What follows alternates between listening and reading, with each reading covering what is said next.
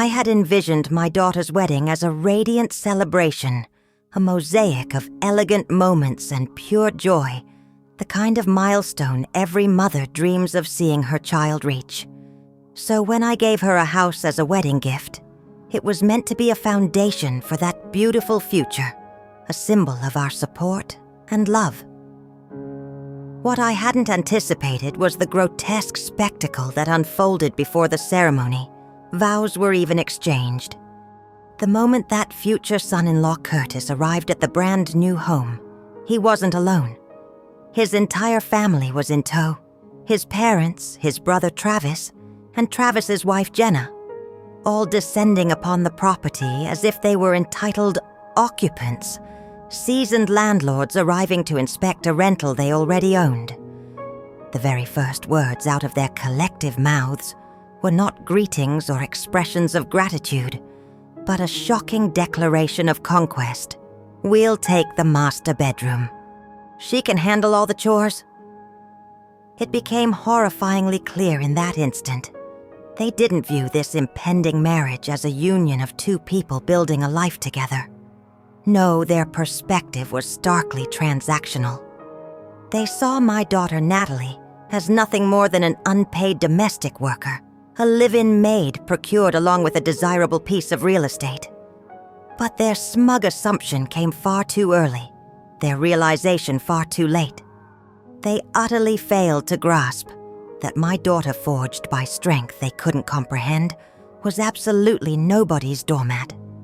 And in the breath that followed that chilling declaration, I made certain that every single member of that family understood exactly where they stood, outside the life we were protecting. Curtis Miller, Natalie's boyfriend at the time, had initially presented himself as a seemingly respectable young man. He was polite, attentive, and appeared devoted to Natalie, the sort of boyfriend that might lead parents like Thomas and me to offer cautious, albeit hesitant approval. However, his family was a different entity entirely, a stark contrast to the image Curtis projected when he was around us. They owned no property, possessed no vehicles, and notably, contributed absolutely nothing financially towards the wedding expenses. His parents resided in a rather isolated rural town, earning a modest living as farmhands, while his brother and sister-in-law struggled to make ends meet with various precarious odd jobs in the city. From the outset, Thomas and I harbored significant reservations about Natalie's relationship with Curtis and his family background. Yet Natalie was undeniably in love. A deep, unyielding, perhaps even a touch naive love. She pleaded, she reasoned, she insisted with such conviction that against our better judgment we eventually acquiesced. Driven by an overwhelming desire to ensure that she would not face financial hardship or instability, after entering married life we decided to bestow upon her the gift of a truly beautiful home. This was a standalone property situated in the desirable suburbs of Boston, meticulously and completely renovated from its foundation up to the smallest finishing detail. Thomas, with his characteristic dedication, personally oversaw every single aspect of the renovation. He invested literally hundreds of thousands of dollars, ensuring that the design was custom-tailored, that the finishes were hand-picked for quality and elegance, and that only the most reputable and skilled contractors were employed. This wasn't just a house. It was a tangible expression of our hopes and efforts to build a secure future for our daughter. The day the extensive renovations were finally completed was a momentous occasion. Thomas was so genuinely excited, so proud of the transformation, that he practically pulled me along, insisting we go see the finished result immediately. However, before we even had a chance to step across the threshold and fully appreciate the culmination of months of hard work and significant investment, a jarring, undeniably shrill voice pierced through the air from inside the house. "My God." The voice grated, filled with immediate disdain. "Is this neighborhood some kind of prison? Every single house has its doors shut. How in the world am I supposed to visit the neighbors if nobody leaves their doors open for people to just walk in, Curtis?" She barked clearly, addressing her son. "Go tell them to be more neighborly and stop shutting everyone out. And that front gate..." Her voice escalated in volume and indignation. "What the hell is that monstrosity? It looks like a damn fortress. Those bars are locked up so tight like we're guarding a bank vault. What on earth is supposed to happen when our relatives come to visit? Are they expected to wait outside like beggars on the street? Curtis, get some workers over here right away and tear that ridiculous thing down." I didn't even need to catch a glimpse of her to know exactly whose voice it was. It was Mrs. Miller Curtis's mother, in all her brazen glory. A slow, insidious wave of anger began to coil and tighten in my chest. Curtis, I reminded myself, had brought absolutely nothing substantial to this impending marriage. No home to contribute, no car for transportation, not even an engagement ring. Natalie, wanting desperately to shield us from worry and disappointment, had quietly purchased one herself, fabricating a story that it was a gift from him. Of course, we eventually discovered the truth, but ultimately, Thomas and I had chosen to overlook it, telling ourselves that at least they genuinely loved each other. What truly boiled my blood, however, was the reaction of his parents when they learned about the ring Natalie had bought. Instead of displaying any semblance of gratitude or even awkward embarrassment for their son's inability or unwillingness to provide one, they had scoffed openly, labeling Natalie's act as wasteful. A ring they had sneered was merely a pointless formality. Why would anyone throw away good money on something so utterly unnecessary? And now, standing there at the very entrance of this beautiful house, our house, the home we had poured our hearts and resources into for Natalie, listening to this woman casually complain about everything from the neighbors' doors to the security gate, as if she were inspecting some dilapidated, cheap motel. I could feel my dwindling patience evaporate into thin air. Natalie, bless her heart, ever the mediator, and desperately trying to salvage some semblance of civility in a rapidly deteriorating situation, attempted to redirect the conversation positively. "Mr. and Mrs. Miller," she began gently, "there's actually a wonderful community center very close by if you're looking for company or activities. They have game nights, social events, lots of different opportunities to meet people in the neighborhood." Mrs. Miller merely wrinkled her nose in obvious disdain. "Card games, please," she scoffed dismissively. "You honestly think we haven't played cards before in our lives?" Without another word directed at us, and as if Thomas, Natalie, and I were completely invisible fixtures in the background, Curtis's parents simply wandered off, beginning to explore the house. They peered into rooms, opened closets, inspected furniture, acting with an astonishing air of casual entitlement, as though they had already taken possession of the property. Not a single word of greeting was offered to us, not even a fleeting glance in our direction. Natalie stood frozen, caught between her ingrained politeness and utter disbelief at their brazen behavior. Even Thomas, usually the epitome of calm composure in any situation, looked completely taken aback, visibly thrown off balance by the sheer audacity he was witnessing. Sensing the dangerous storm gathering on my face, Curtis quickly hurried over his voice, low and urgent, as he whispered, "Mr. Dawson." "Mrs. Dawson, I know my parents can be a little lively. They just speak loudly, that's all. But please, I promise you, they truly do love Natalie." Before I could even formulate a response to his weak defense, a loud, booming laugh echoed from down the hallway, specifically from the master bedroom. "Now this," Mr. Miller declared expansively, "this is a damn fine room indeed." It was Mr. Miller's voice, full of hearty, self-satisfied approval. For a fleeting second, a tiny flicker of desperate hope ignited within me. Maybe they were finally beginning to appreciate the incredible gift we had given Natalie, the effort and expense that had gone into creating this beautiful space. But then I stepped into the master bedroom myself, and the breath caught painfully in my throat. There was Mrs. Miller fully sprawled across the pristine brand new bed, as if she owned it. Her legs crossed her shoes still firmly on her feet. The fresh, crisp, expensive sheets were already marred, streaked with dirt from the soles of her worn-out sneakers. And right beside her, Mr. Miller was standing there casually, lighting a cigarette inside my daughter's new home, completely disregarding the fact that it was a non-smoking residence. Before I could utter a single word of protest, he pressed the still-burning tip of his cigarette directly against the solid wood nightstand, a piece of custom furniture selected with care, callously snuffing it out as if it were nothing more than a cheap old ashtray.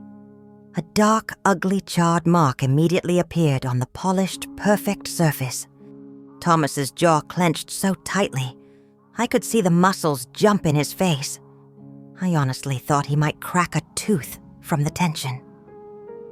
Natalie, visibly mortified and distressed, subtly nudged Curtis, silently pleading with him to intervene to say or do something. But he merely lowered his head, his shoulders slumping inward, looking like a scolded child caught doing something wrong. Not a single word, not a single protest left his lips. And then, as if the level of audacity hadn't already reached its absolute peak, Mr. Miller stretched his arms above his head, let out a loud, satisfied sigh, and declared, "This room is perfect. Lots of sunlight, great view. We'll definitely take this one." I nearly swore out loud a raw expletive of pure shock and fury. For a brief, disorienting moment, I questioned if I had truly heard him correctly, if maybe my ears were playing cruel tricks on me. But no, there was no misunderstanding. They had just waltzed into my daughter's home, taken a quick look around, our painstakingly renovated master bedroom, and unilaterally decided to claim it for themselves. Thomas, Natalie, and I, all three of us, stood utterly frozen, too stunned to speak, too shell-shocked to react. This wasn't some awkward social gaffe or a simple misunderstanding of boundaries. This felt like a deliberate invasion, a hostile takeover in progress. Mr. Miller, seemingly oblivious to the stunned silence and our shocked expressions, strolled out of the master bedroom without so much as acknowledging our presence further, and wandered into one of the smaller guest rooms. His eyes swept across the space with a rapid appraisal before he nodded with apparent satisfaction. "This one's perfect," he announced definitively. "Just right for our grandson, Luca." He then turned to Curtis, speaking with an air of absolute authority, as if issuing an order that was not open for discussion. "Call your brother," he instructed. "Tell him to cancel his lease immediately. He and Jenna should move in here with Luca right away." Then, proceeding as if this matter was already settled and agreed upon, he continued. "We'll put the house in Travis's name. That way, Luca will have a stable, secure home when he starts school here in the city. As for you and Natalie, you can come back and live here once you eventually have kids. Until then, there's really no rush for you two." I felt the last fragile thread of my patience snap completely. My mouth opened, ready to unleash the torrent of outraged words building inside me. But before I could speak, Thomas gently but firmly grabbed my wrist, giving me a small, almost imperceptible shake of his head. He wanted to see if our daughter, our strong Natalie, could handle this situation herself. If she couldn't establish and defend her boundaries right here, right now, what possible future could she hope to have entangled with this family and their blatant expectations? I exhaled sharply, trying to rein in my escalating fury, and turned my gaze towards Curtis. The young man who had always appeared so well-mannered, so articulate, so respectfully composed in our presence, stood there with his head bowed low, his spine visibly curled inward, utterly silent. He looked heartbreakingly like a puppet whose strings had been cut limp and powerless. Natalie, however, had reached her absolute breaking point. Her voice, when she finally spoke, was low and sharp, laced with ice. "This house," she stated, clearly enunciating each word, deliberately, "was a gift from my parents. It is not a boarding house intended to accommodate your entire, extended family. Don't you think?" She challenged, her voice hardening. "You are crossing a very significant line with these demands." The air in the room grew thick with tension. Mr. Miller's expression instantly darkened, a visible storm cloud settling over his features. A sharp puff of smoke seemed to shoot aggressively from his nostrils, as his voice sharpened, taking on a dangerous edge. "Your house," he sneered, his lip curling with contempt.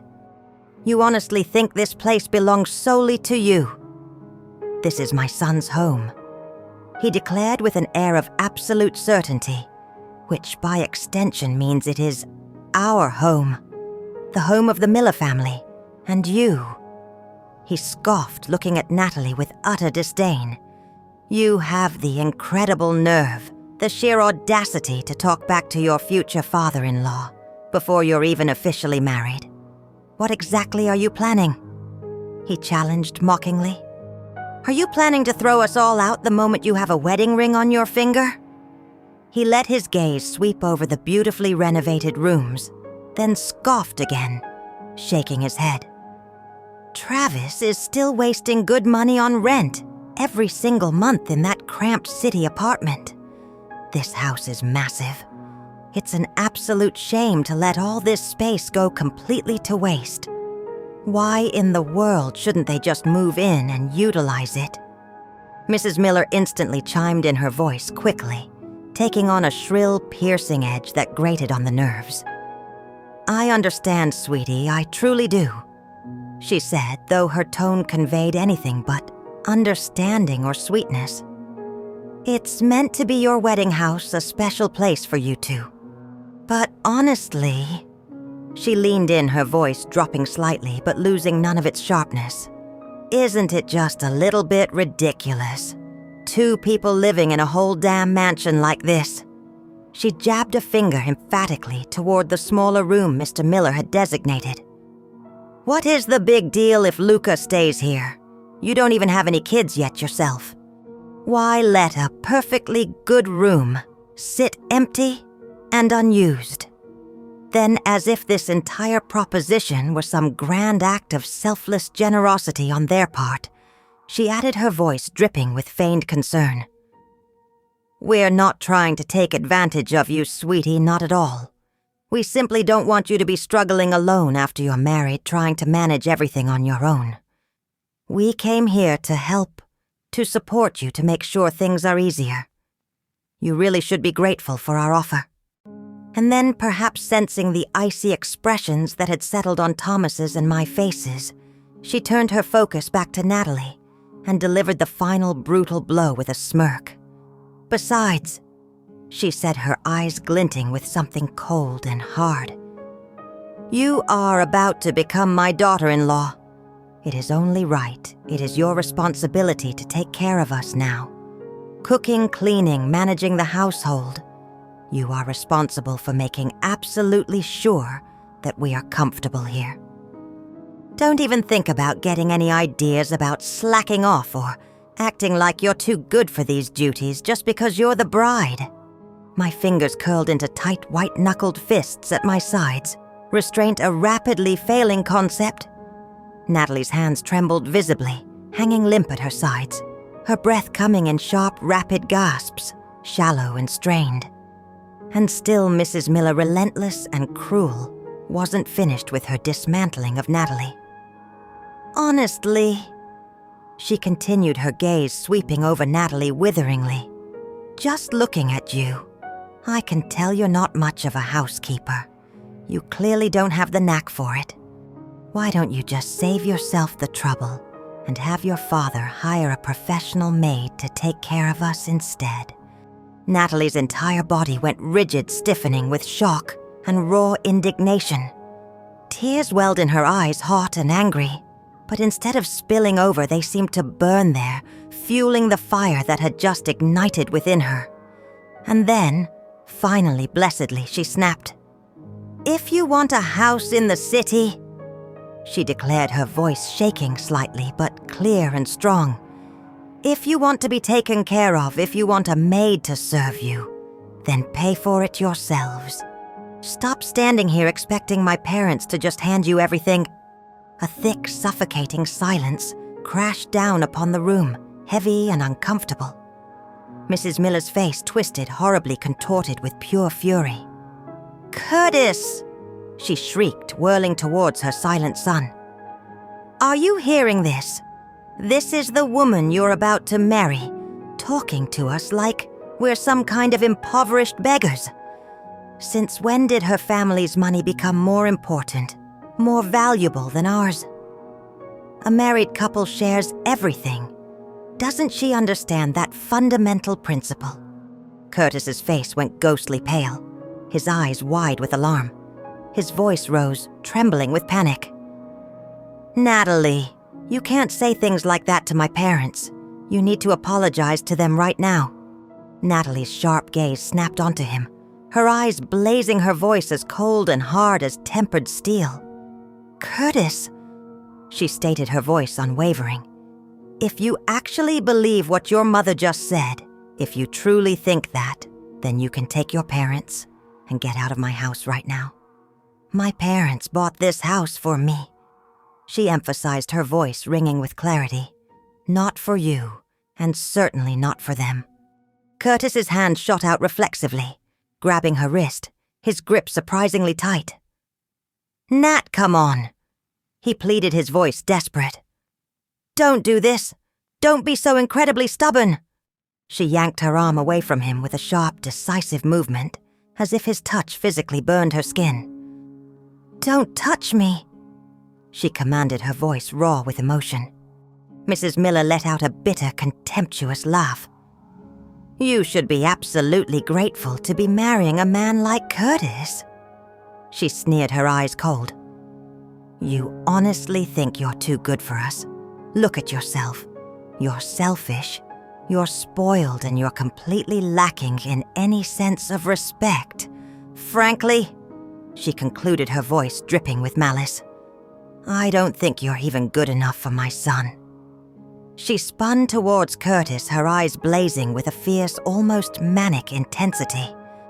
"Do you see now, Curtis? She looks down on us. She condescends to us just like all these arrogant city folks do." Natalie met Mrs. Miller's glare head on, her stance unwavering, her voice remarkably steady, despite the turmoil swirling within her.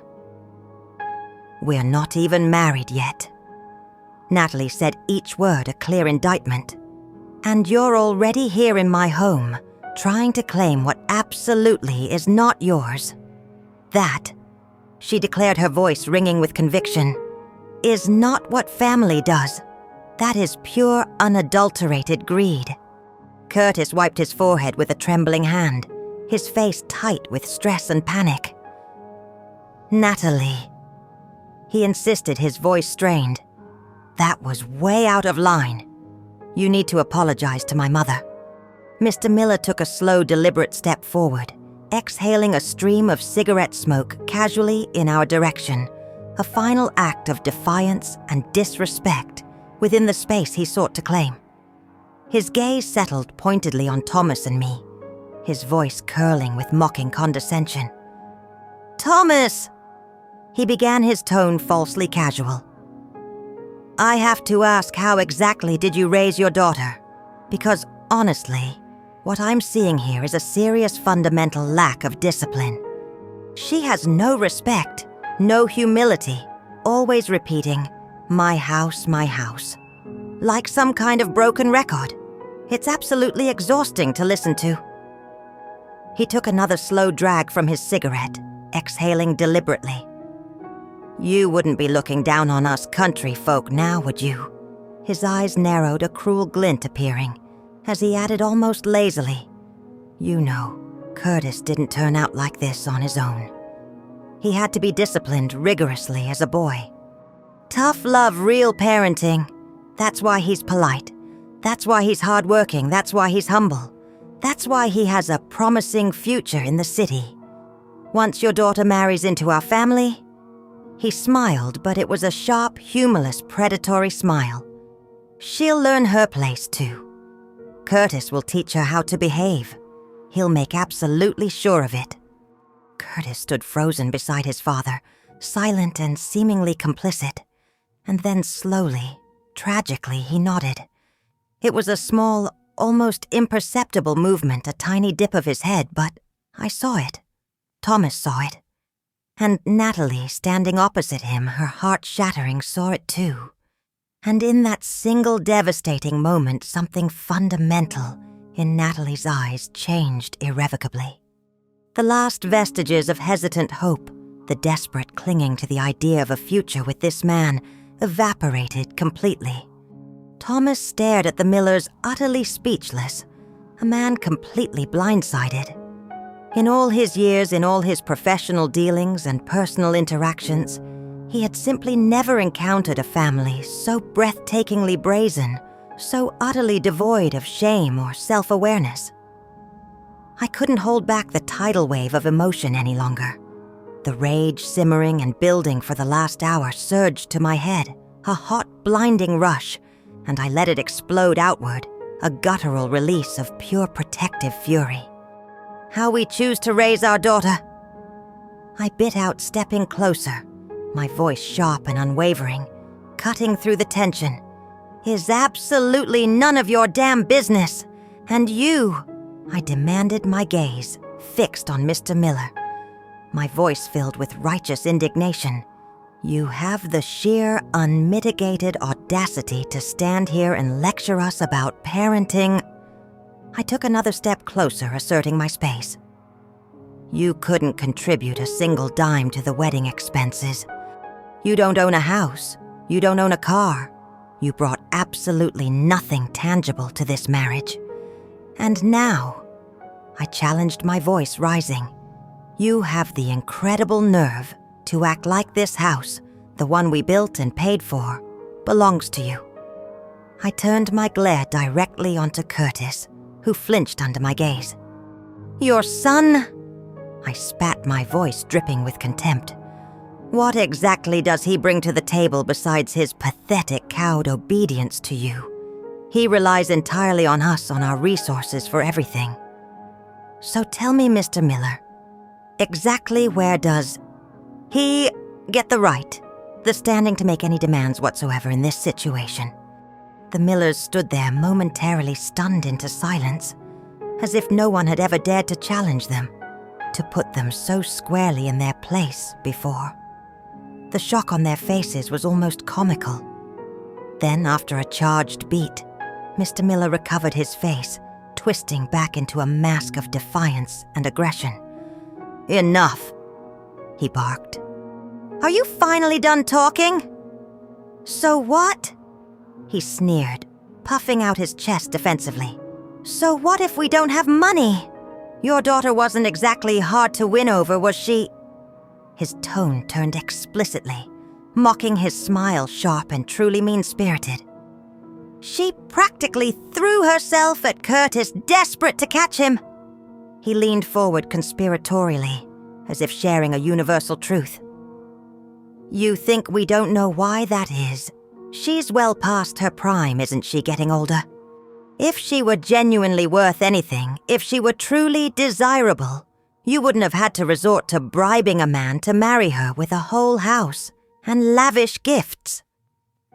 Let's be completely honest here, he concluded with a cruel, superior smirk. You knew she had no better options available to her at this stage. Natalie's entire body went rigid, stiffening under the weight of his malicious words. Her hands curled into tight fists, once more, her chest rising and falling rapidly with ragged breaths. I knew exactly what was tearing through her mind in that moment.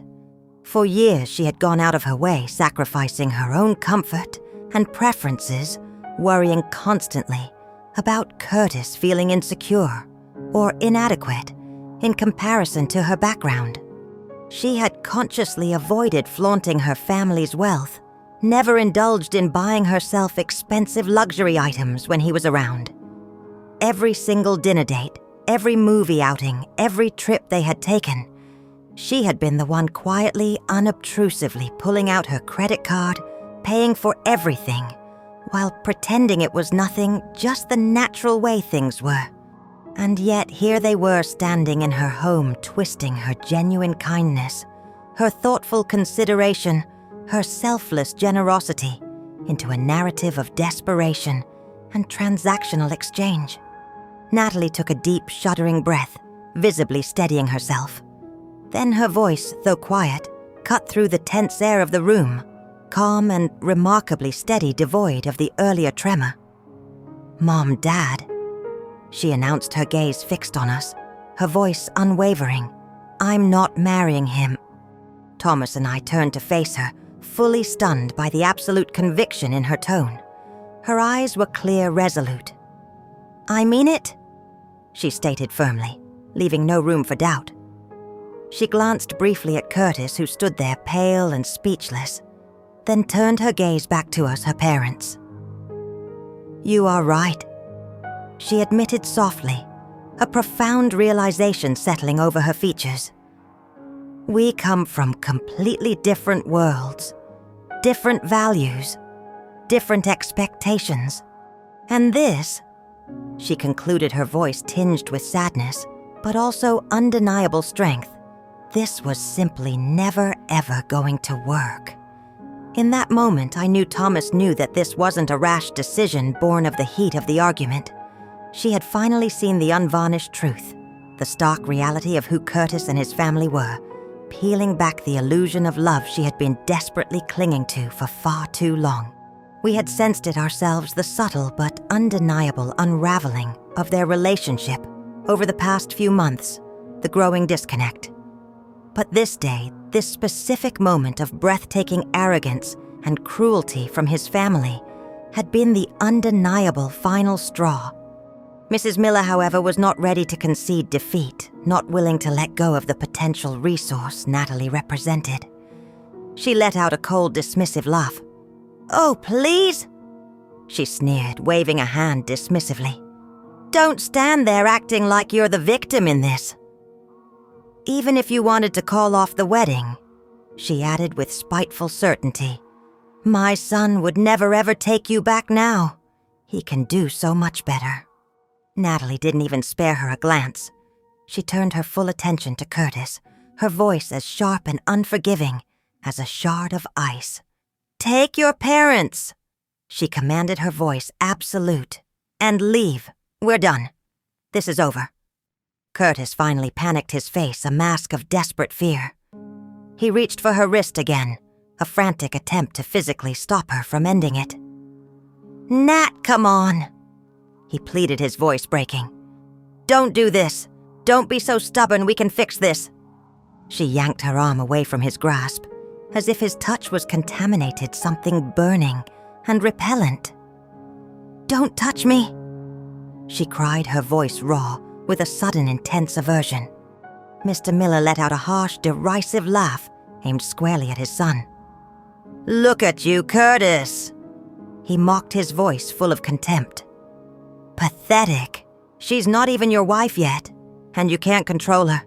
If you let this little tantrum slide, if you don't assert yourself now, she will walk all over you for the rest of your miserable life." His voice dropped into a low, sneering challenge. "Are you even a man, Curtis?" And that was it, for me. I snapped. I grabbed the heavy glass sitting on a nearby table, and with a sudden explosive force, born of pure protective rage, slammed it onto the hard floor. The loud, violent crash echoed through the newly renovated house, shattering the tense silence and leaving an eerie, ringing stillness in its wake. Then Thomas moved.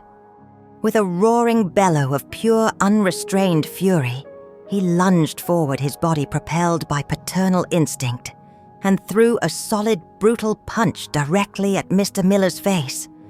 The force of the impact sent Mr. Miller staggering backward, slamming violently into the wall before collapsing onto the floor, a wheezing gasp escaping his lips as he choked on his own breath. A dark red bruise was already blooming grotesquely across his cheekbone.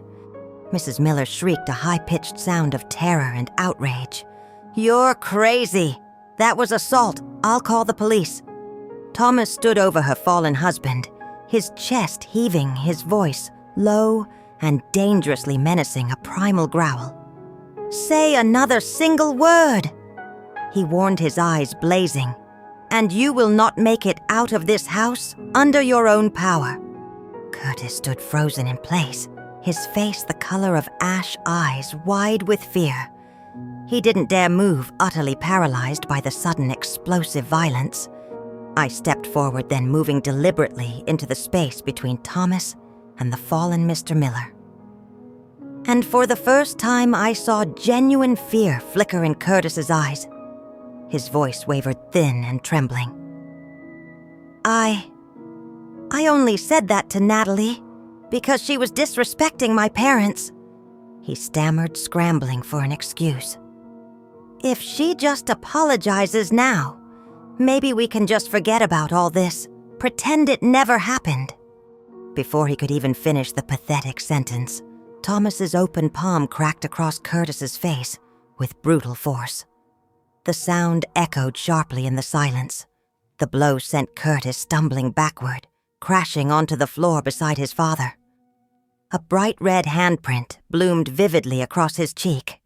He clutched at his face, stunned, his eyes wide with shock and disbelief at this unexpected violence from the usually composed Thomas.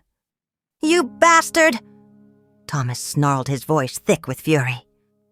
"That was for Natalie. That," he repeated, his voice rising, "was for every single word you let them say about her, for every time you stood there silent." Curtis scrambled backward on the floor, his breath coming in panicked gasps, looking like a trapped, desperate rat, cornered with no escape. Mr. Miller, still dazed and groaning, started to push himself up from the floor when Thomas turned back to face him, his eyes still burning with rage. Mr. Miller's face instantly paled again. You lay another hand on me," he stammered, fear finally overcoming his arrogance. "I swear I'll call the cops. You'll go to jail for this." Thomas grabbed him roughly by the collar of his shirt and with surprising strength yanked him upwards, lifting him clean off the ground until his feet dangled helplessly in the air. "Shut up!" Thomas roared, silencing him instantly. Mr. Miller struggled, his legs kicking wildly and uselessly, his shoes tumbling off his feet and clattering onto the floor. "Let me go, you psycho!" he sputtered, fear and humiliation battling in his voice. Thomas leaned in close, his voice dropping to a low, razor-sharp whisper, terrifying in its intensity. "I see now," he said, his gaze boring into Mr. Miller, "for exactly what you and your family truly are. Even if Natalie, against all reason, still wanted to marry into your family. After all this," Thomas declared with absolute finality, "I would never ever allow it. Not now. Not ever." Mr. Miller was trembling visibly now, his earlier bravado completely shattered, replaced by naked fear. Thomas tightened his grip slightly on his collar. "My daughter is smart, she is beautiful, and she is incredibly capable. She doesn't need your son. In fact," Thomas stated, his voice dropping lower, more dangerous, "she is far, far too good for him." His voice hardened again, delivering the final judgment. "You couldn't afford to pay for a wedding. You couldn't afford to buy them a house. And the absolute moment you walked in here, you showed complete and utter disrespect for everything we gave them. You tracked dirt onto our pristine floors, you smoked in our newly renovated rooms, and you acted like we somehow owed you something, like you were entitled to demand property, and service. Thomas paused, his gaze sweeping over the cowering man. So let me make this crystal clear for you. With that, he gave a forceful shove, letting go of Mr. Miller's collar and sending him tumbling back onto the floor like a discarded rag doll. We are not giving you a single damn thing. Now get out of my house. Mr. Miller, now visibly trembling and shaken, nodded his head furiously. In abject compliance, Thomas kicked one of his discarded shoes toward him. Pick it up, Thomas commanded curtly, and go. Mr. Miller scrambled clumsily to his feet, nearly tripping over himself in his haste, as he fumbled for his shoes and scurried towards the front door, desperate to escape. I crossed my arms, a small, grim smirk playing on my lips as I watched his ignominious retreat. Look at him, I commented dryly to Thomas and Natalie, running off and leaving his wife and son behind to fend for themselves.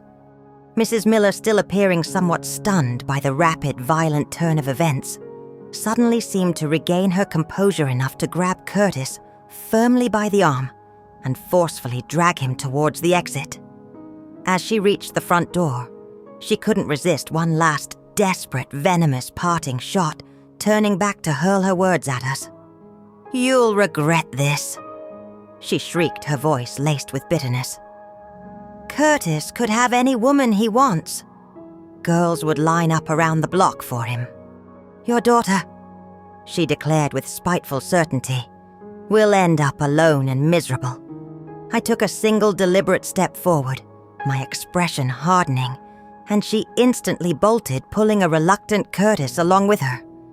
As they rushed frantically down the stone steps leading away from the house, stumbling over each other in their panic, one of them must have tripped because suddenly, all three of them, Mr. Miller, Mrs. Miller, and Curtis, went tumbling down the front stairs in a tangled heap, arms and legs flailing wildly in the air.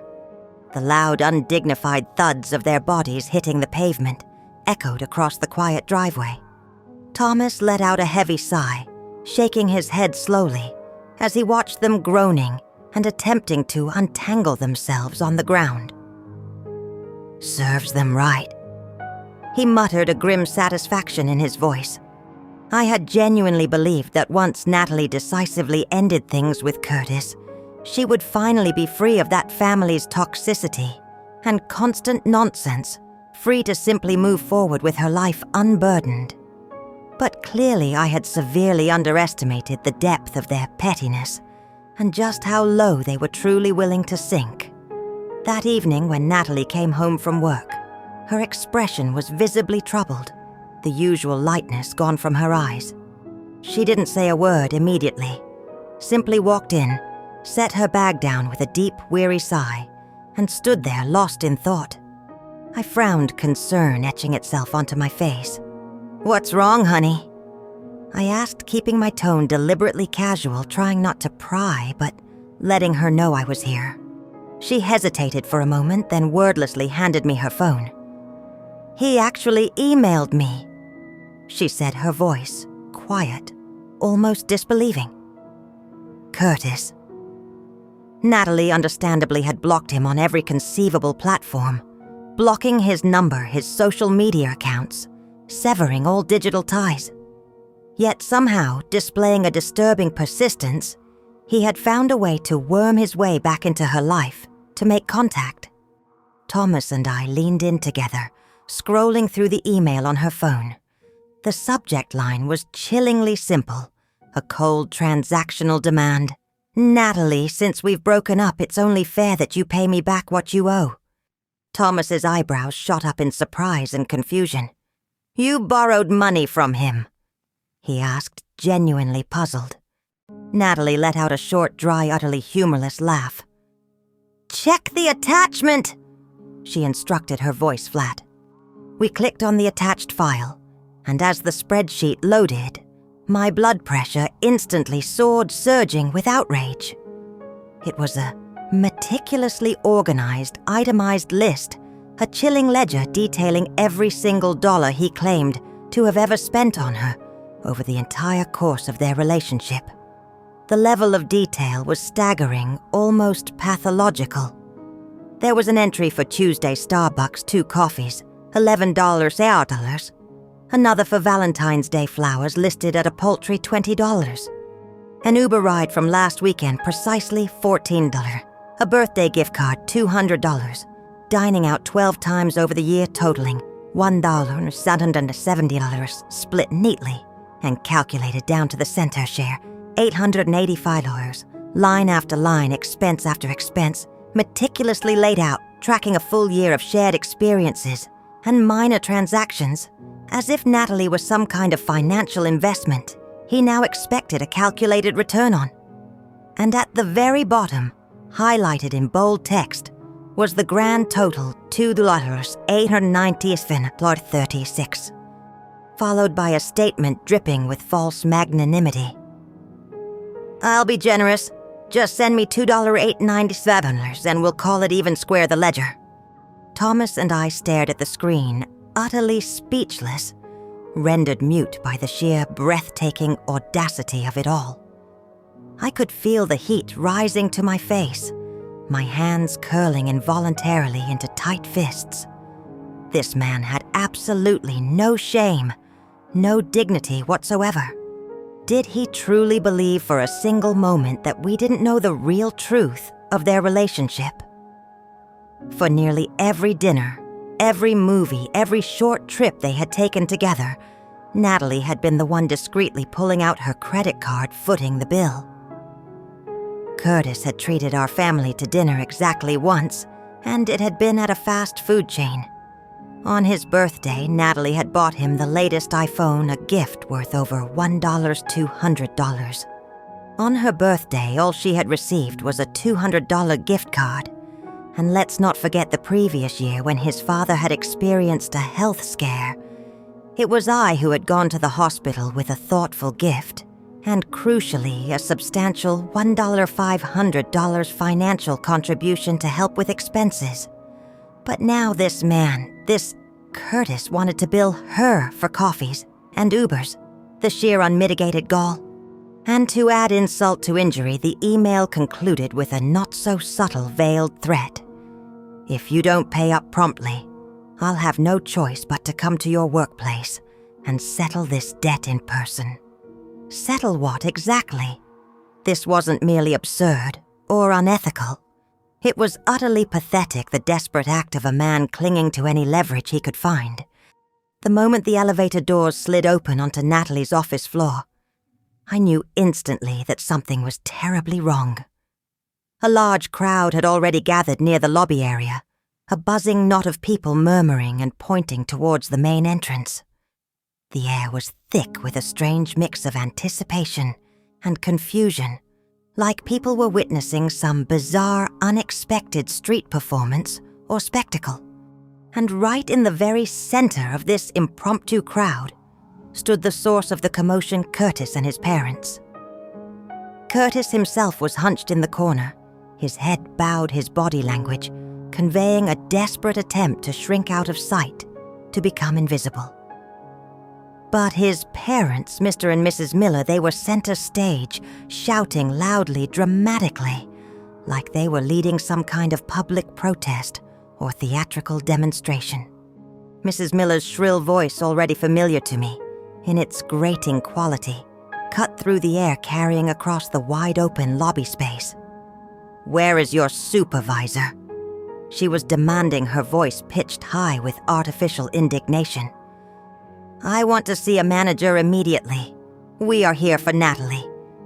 She owes my son money, a significant amount, and she is deliberately refusing to pay him back." The gathered employees exchanged puzzled, uncertain glances, whispering amongst themselves, trying to make sense of the bizarre scene unfolding before them. More people trickled in from other parts of the office, drawn by the escalating commotion and the loud public accusations. And then, the very moment Natalie and I stepped out of the elevator, the entire floor fell into an immediate, stunned silence. Every single eye in the lobby snapped towards us, their attention drawn by our arrival. Mrs. Miller, spotting Natalie, her target, instantly pointed a dramatic finger in her direction, and raised her voice another octave, ensuring everyone within earshot heard her pronouncements. "Everyone listen up," she declared, loudly addressing the bewildered crowd. "This woman," she accused, gesturing towards Natalie, "your co-worker dated my son for an entire year. She spent his money. She enjoyed his generosity. She took advantage of him.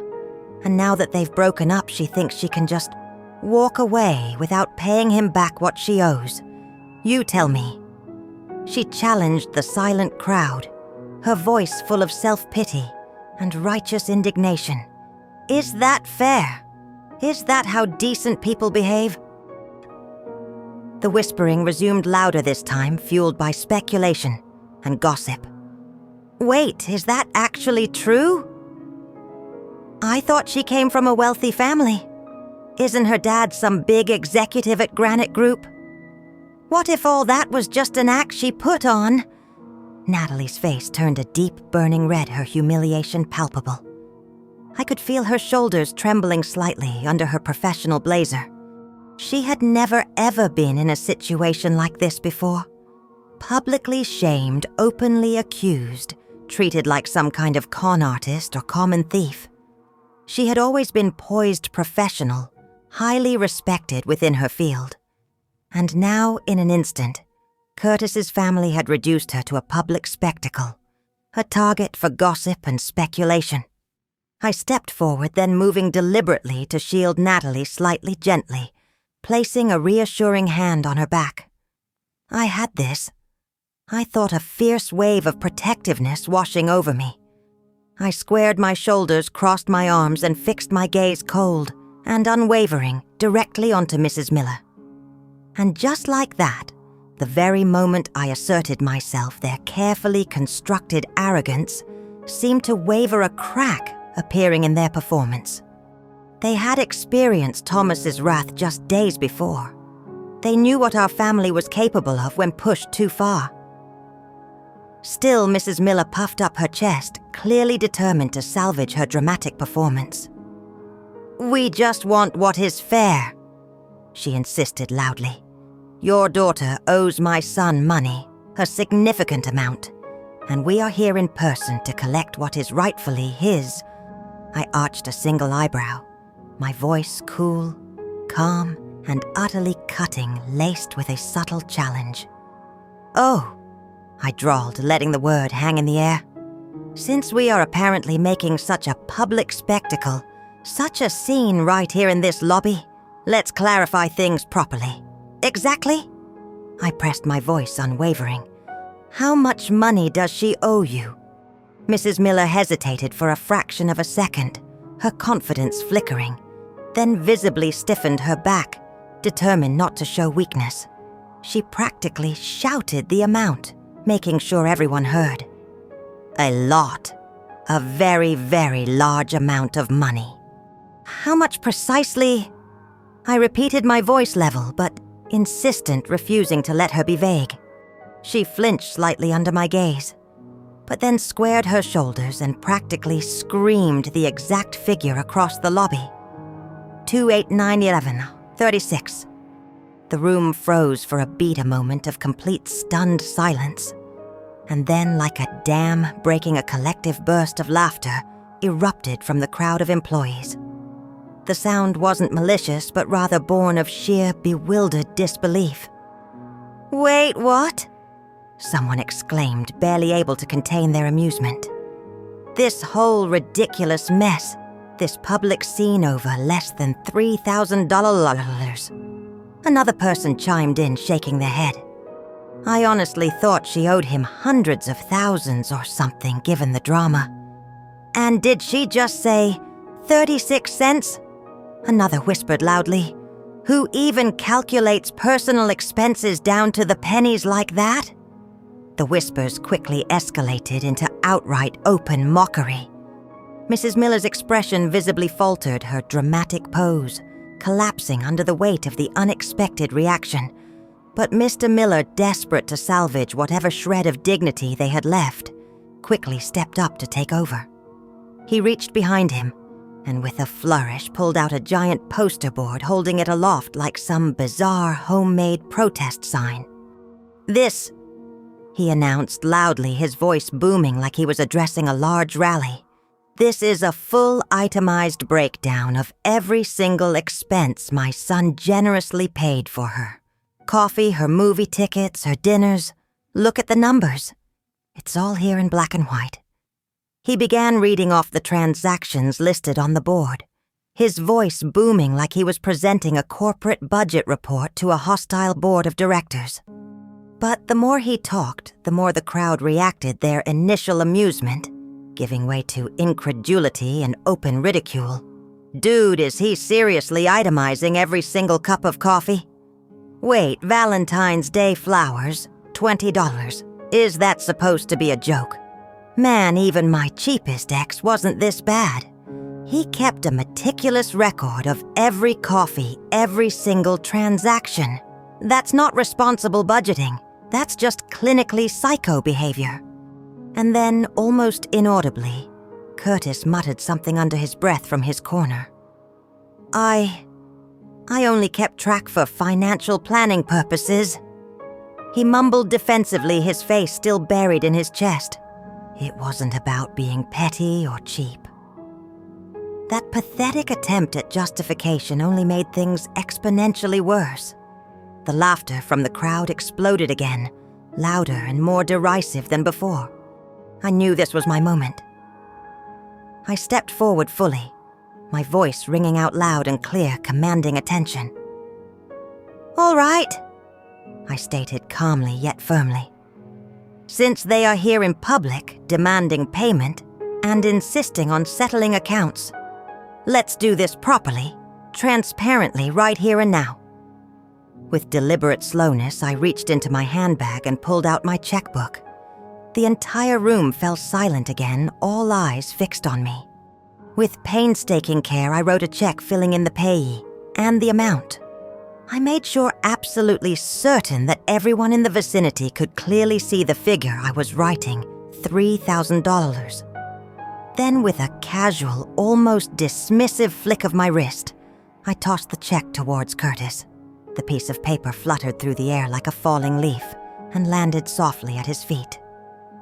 "There," I announced, my voice cutting through the silence. "Every single penny you claim she owes you, and then some for your generosity.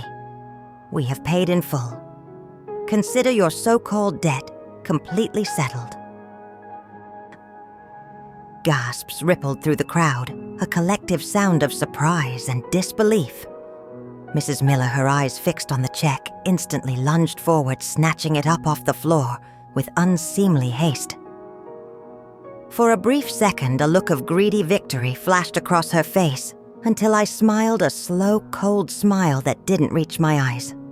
"Now, Curtis." I drawled my voice, dropping slightly, but retaining its razor-sharp edge, addressing him directly. "Since we are apparently in the business of settling debts today, let's talk about what you owe Natalie." Curtis froze, where he stood, his face draining instantly of all color, turning a sickly shade of pale. He knew exactly what I meant, the weight of his own unspoken financial and emotional debts crashing down on him. And the moment I uttered those words, the crowd connecting the dots knew too. Mrs. Miller shrieked, her voice hitting a high piercing register of desperate denial. "What money? That's complete nonsense. Lies, slander." I let out a cold, humorless laugh, meeting her furious gaze, directly, completely unfazed by her outburst. "Oh, is it?" I challenged softly. "Let's just casually go over the numbers, shall we?" I turned, slightly addressing the crowd more broadly, now ensuring my voice carried. "For Curtis's birthday," I recounted, listing the items clearly. "My daughter Natalie purchased him a brand new top-of-the-line iPhone. The cost $200. I paused, letting the number sink in. "When his father became ill last year," I continued, my voice steady, "I personally went to the hospital and brought a gift, a significant financial contribution worth $1,500 to help their family. I reached into my pocket and pulled out my phone. "And look," I said, tapping the screen, displaying digital receipts or photos.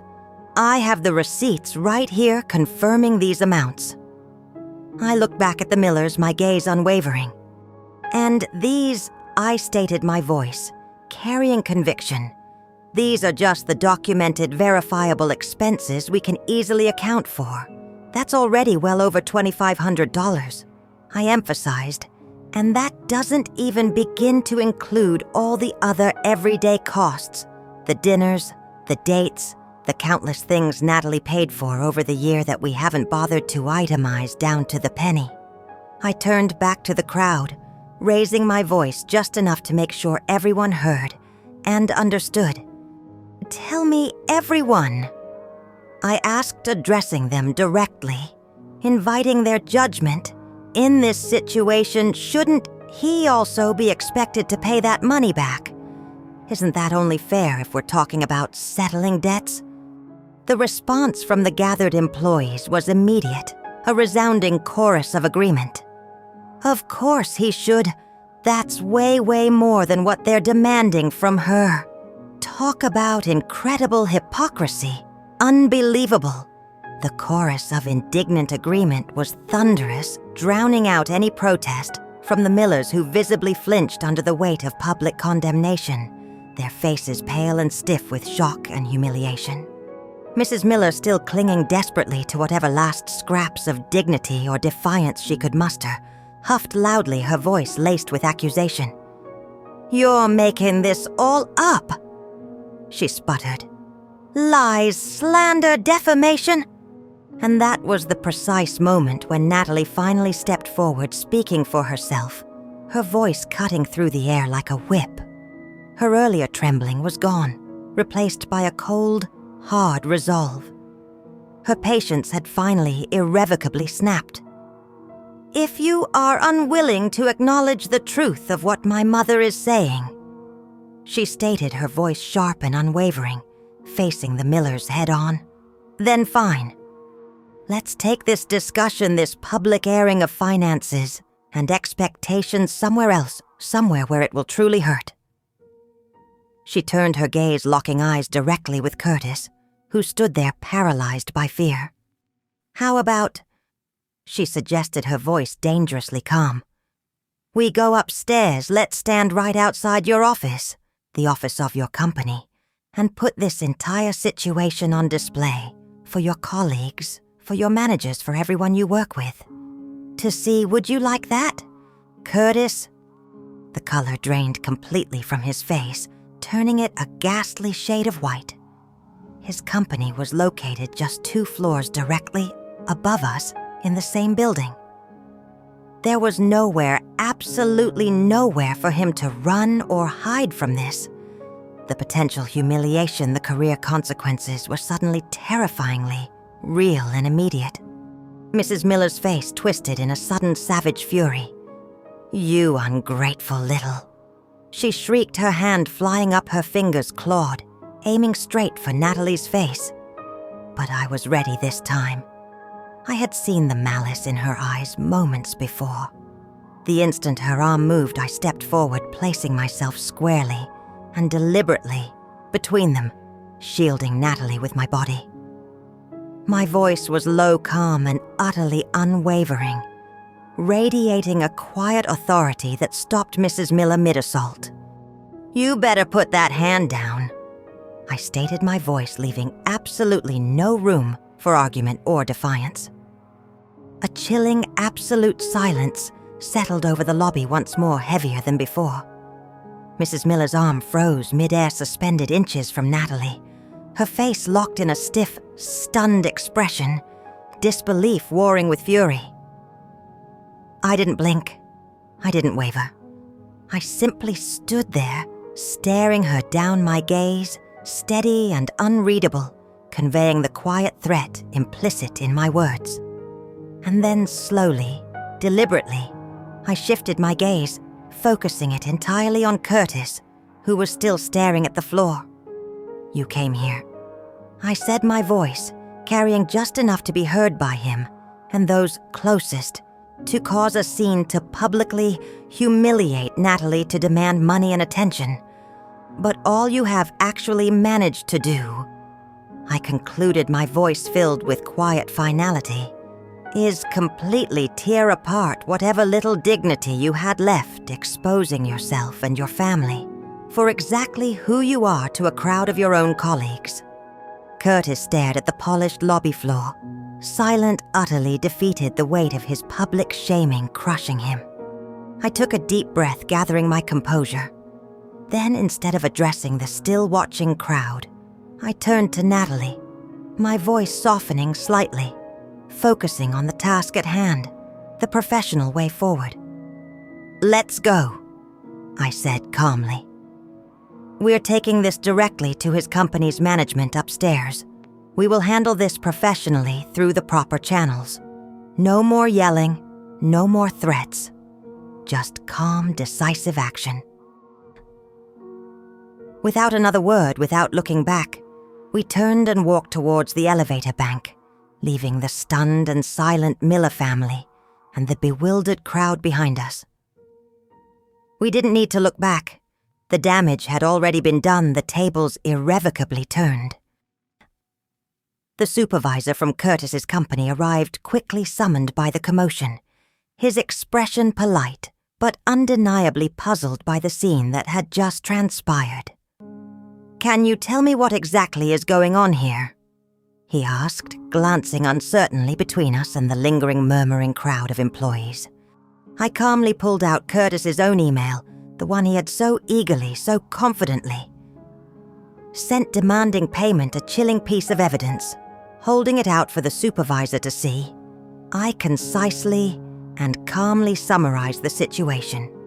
The broken engagement, the subsequent financial demands, the public confrontation, avoiding any unnecessary emotional language. "We are not here." I stated, my voice steady and unwavering, professional, and measured to argue or create further disruption. "We simply want a fair resolution to this unfortunate situation." The supervisor skimmed the email, his frown deepening as I continued to explain the sequence of events. Then, just as I finished recounting the details, one of his assistants stepped quickly to his side and whispered something quietly in his ear. The supervisor's eyes flickered towards me, and a noticeable shift occurred in his demeanor, a sudden change that was almost instantaneous. "Excuse me," he said, his tone immediately becoming more formal, more respectful. "Are you Mrs. Dawson from Granite & Co.?" I nodded, offering him a composed, polite smile. "That's correct," I confirmed. "I am." Immediately, his posture straightened further.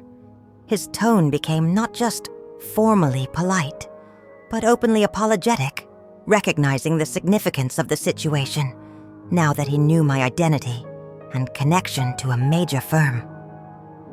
"Mrs. Dawson," he said earnestly, "I sincerely regret that this situation has escalated to such a level, especially here. Our company takes professionalism and ethical behavior among our employees very seriously. I assure you I will be speaking to Curtis privately to address this matter immediately and comprehensively." He then turned his attention to Curtis, who was still standing shell-shocked and pale, and his tone hardened perceptibly, losing all trace of politeness. "Curtis?" The supervisor stated sternly, his disappointment evident. "I am truly deeply disappointed by what I have just witnessed and heard. Keeping detailed, itemized accounts of personal relationship expenses, demanding repayment after a breakup, and especially causing a public disturbance outside another company's office building. This is completely inappropriate behavior for an employee of this firm. It demonstrates a severe lack of judgment and professionalism." Curtis's face went even more ghostly white, if that were possible. He opened his mouth, scrambling desperately for some kind of excuse, some form of damage control.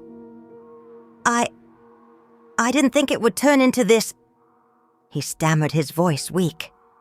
I was trying to—" The supervisor cut him off sharply, his patience clearly at an end.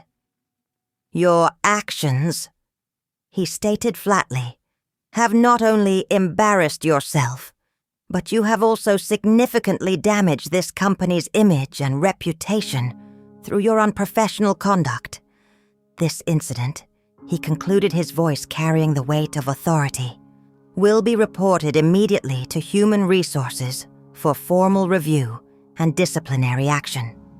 Curtis visibly shrank in on himself, his head dipping lower and lower, his hands twisting nervously together in front of him as he nodded weakly in silent acquiescence. His earlier arrogance, his sense of entitlement, his pathetic bravado, it had all completely evaporated, replaced by fear and humiliation. I nodded, offering the supervisor a polite, composed "thank you," acknowledging his prompt and decisive action. It was done. The professional channels were engaged. I turned to Natalie, ready to leave to finally put this ugly episode behind us. But just as we took a step towards the elevator— "Wait, this isn't over yet." The sharp, grating voice of Mrs. Miller sliced through the lingering silence, a final desperate attempt to retain control of the narrative, to reclaim some semblance of power. I paused, then slowly turned back, fixing her with a calm, unreadable stare. I didn't need to say anything more, didn't need to engage, because at that moment, standing there in the quiet lobby with the supervisor and employees as witnesses, everyone knew exactly who had already won. A few weeks passed, marked by a gradual settling, a quiet return to normalcy. Life blessedly seemed to regain its familiar rhythm. Natalie eased back into her established routine-focused work. During the day, relaxing coffee dates with friends in the evenings, refreshing weekend yoga sessions. She looked noticeably better, lighter, as if a heavy physical weight had been lifted from her shoulders. The perpetual stress that had clouded her features for so long had finally begun to dissipate. Thomas and I, by unspoken mutual agreement, avoided any mention of Curtis or the unpleasant events that had transpired. We didn't want to risk inadvertently reopening wounds that were still undeniably healing, still tender. She was doing well, at least on the surface, for our benefit, carefully ensuring that everything appeared to be in order, that she was coping. Until one particular night she walked into the kitchen with takeout in hand, ready for a quiet dinner. But something in her expression was distinctly off, a troubled shadow in her eyes. I glanced at her, casually setting the table, keeping my tone light. "Work okay today, honey?" I asked, keeping the conversation simple. She hesitated for a moment, then without a word handed me her phone. Her voice was quiet, resigned. He reached out again.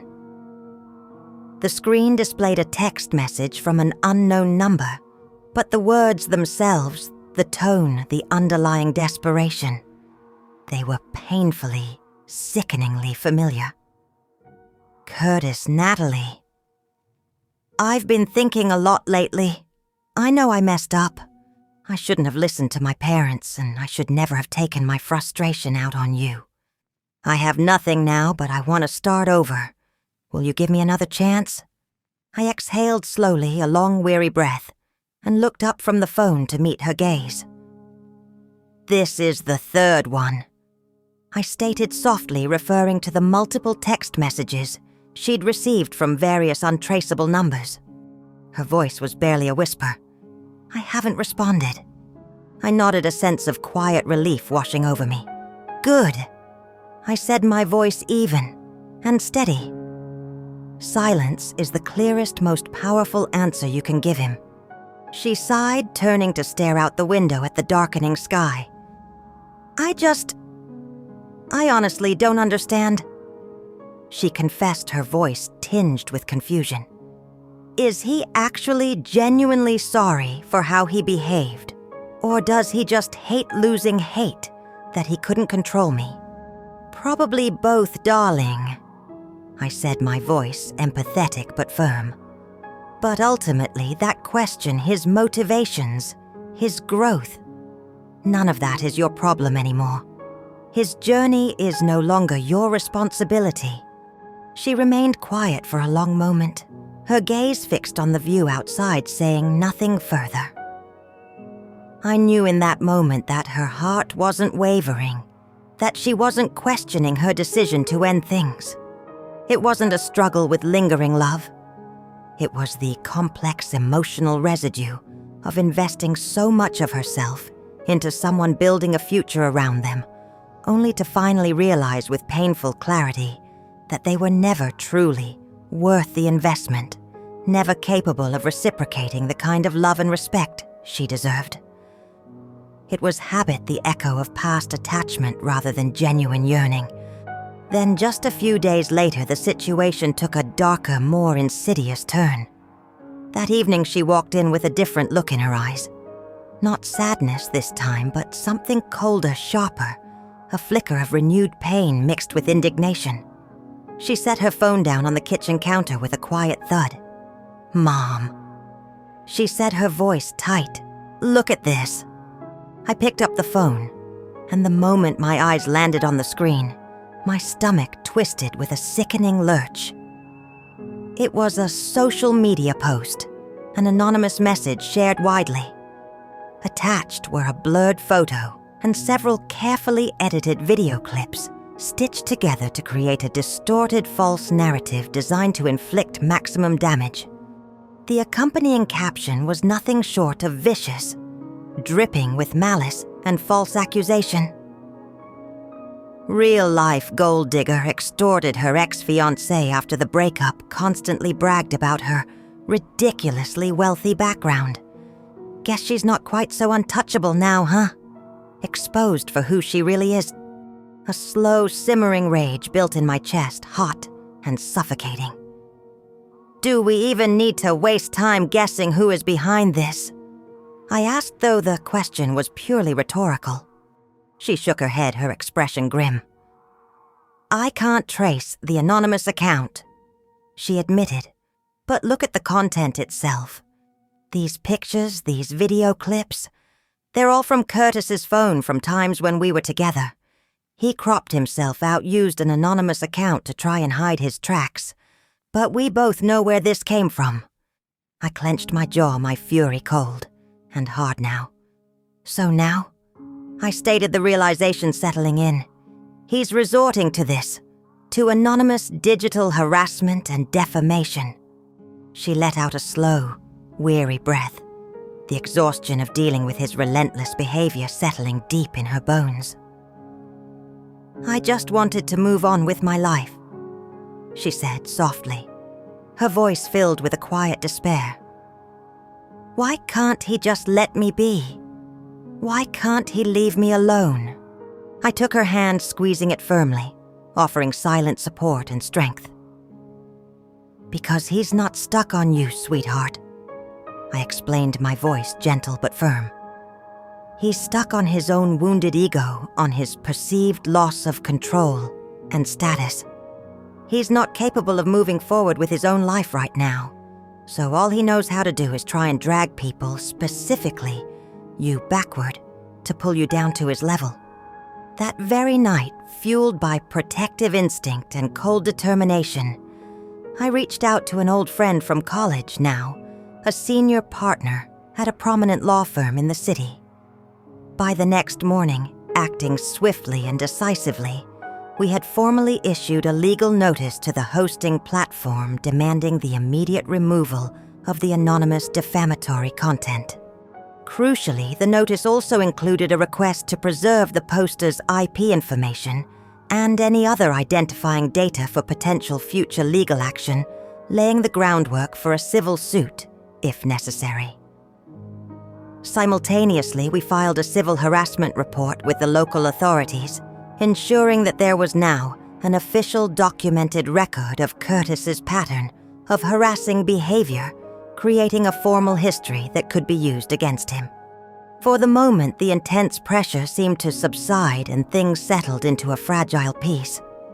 But Curtis, it turned out, wasn't entirely done with his attempts to regain control or inflict pain. A week later, Natalie received a package in the mail, an unexpected delivery. Inside was a handwritten letter from Curtis. The tone in the initial paragraphs dripped with carefully crafted regret, self-blame, and a heavy dose of nostalgia.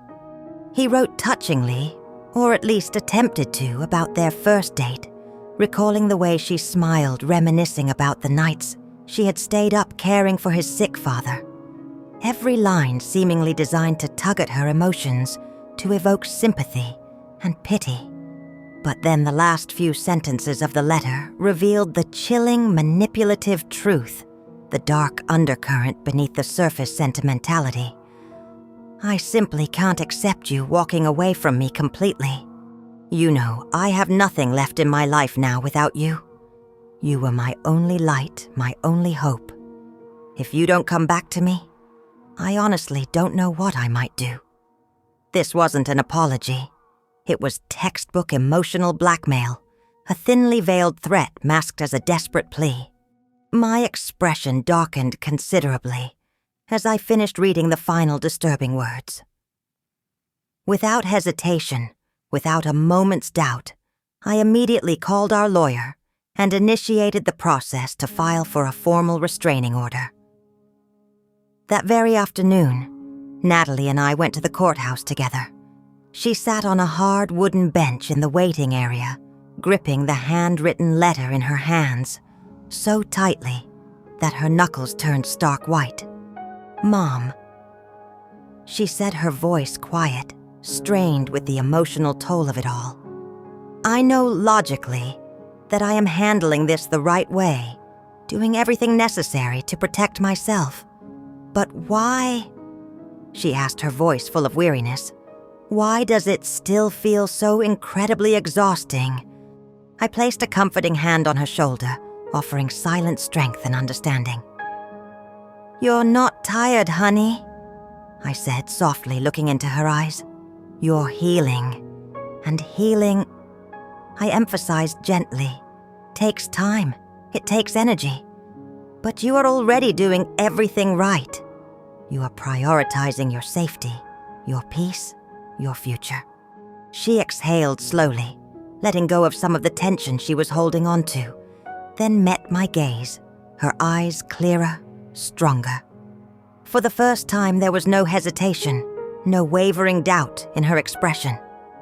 "I won't," she stated, her voice quiet but firm with resolve. "I won't let him hurt me again, not emotionally, not physically, not in any way." A small, proud smile touched my lips. "That's my daughter," I said, my heart swelling with pride at the strength she was discovering within herself. A few weeks later, the court officially approved the temporary restraining order, a legal document formally barring Curtis from contacting or approaching Natalie in any way. No calls, no texts, no emails, no showing up in person. We also made certain to provide copies of all the supporting evidence, including Curtis's email and the handwritten letter to Granite & Co. As legal team, ensuring that there was a permanent record of his behavior on file with his employer in case of any future issues or attempts at contact. This time, we weren't waiting for him to offer empty apologies or giving him a single chance to reappear in our lives, uninvited. We were proactively building legal walls around Natalie, ensuring her safety and peace of mind. Natalie had finally irrevocably broken free from the toxic entanglement that had held her back for so long. She was no longer the young woman who constantly tiptoed around someone else's fragile ego and volatile emotions. No longer the girlfriend who endlessly compromised, apologized for things that weren't her fault, or tried desperately to fix someone who fundamentally refused to change or take responsibility for his own actions. She had stepped fully and confidently into her own life, reclaiming her space and her agency. And without even fully realizing it at first, she had begun to move far beyond the self-imposed limits she had once set for herself, limits born of insecurity and trying to fit into someone else's narrow mold. She poured her energy and focus into her work, no longer allowing the emotional residue of the past relationship or the ongoing harassment to derail her concentration or ambitions. Instead of hesitating or holding back, she took on multiple challenging projects, simultaneously eagerly embracing the opportunities to prove her capabilities and demonstrating her ability to thrive under pressure. She knew clearly what she wanted for her future, and perhaps more importantly, what she no longer needed or would tolerate in her life. Then came a significant professional milestone, the Regional Business Conference. Recognizing her talent and growing expertise, Granite & Co. selected her to represent the firm at a major industry networking event, a high-profile gathering of leaders and innovators. She took the stage standing tall and poised, delivering a presentation on her recent work with confidence, clarity, and remarkable precision. The audience, comprised of experienced executives, potential investors, and influential industry leaders, listened intently, clearly captivated by her insights. They nodded in approval, recognizing the depth of her understanding and the strength of her vision. And by the end of her presentation, several corporate representatives from across state lines approached her eager to exchange business cards, genuinely hoping to explore potential future collaborations and partnerships. That single event a moment of professional triumph, hard-earned subtly but irreversibly shifted the course of her career, and with it, the trajectory of her life. At a casual networking luncheon following the conference proceedings, Natalie was introduced to Ethan Parker. Ethan was one of the co-founders of East Bay Capital, a highly successful investment firm. He was an MIT graduate and a member of a well-known respected business family from San Francisco, a lineage associated with significant privilege and accomplishment. But unlike the arrogance or entitlement sometimes associated with such backgrounds, Ethan was thoughtful, articulate, and possessed a quiet, composed confidence. Their initial conversation was brief, focused on the industry, devoid of any unnecessary small talk or overt attempts to network or exchange contact information. Just a natural, unforced discussion before they both moved on to other interactions, assuming it was a one-time encounter. But the following week, Natalie received a letter, a physical handwritten note, delivered to her office. It wasn't a grand sweeping declaration of interest or an eager, demanding invitation. Instead, it was a genuine thank you note, a rare gesture in the digital age. Ethan acknowledged the strength and insight of her conference presentation, offering thoughtful, specific feedback on her business model that demonstrated he had truly listened and understood. Along with the note, he had included a book, a recent publication on leadership and strategy, something he genuinely thought she might find interesting and valuable for her professional development. His message conveyed a clear sense of surprise and genuine impression regarding her abilities. I glanced at the handwritten letter when Natalie showed it to me, a knowing smirk playing on my lips. "Well," I commented dryly, a subtle jab at her past experience.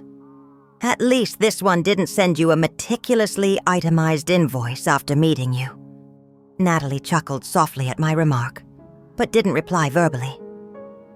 Still, there was something subtly different in her expression as she held the letter, a quiet ease, a hopeful curiosity that hadn't been there before.